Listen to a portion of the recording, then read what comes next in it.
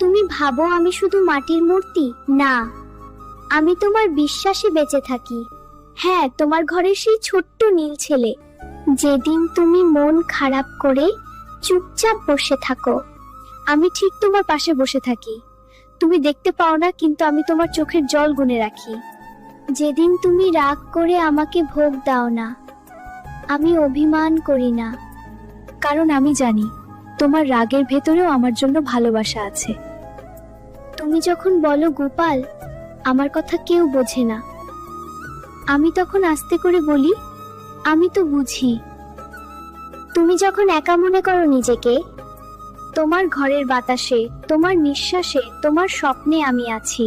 আমি বড় অলৌকিক কিছু করতে আসি না সব সময়, আমি শুধু তোমাকে শক্তি দিই, যাতে তুমি নিজেই লড়তে পারো। দুঃখকে ভয় পেও না, আমি যখন তোমার পাশে আছি, আমাকে মিষ্টি না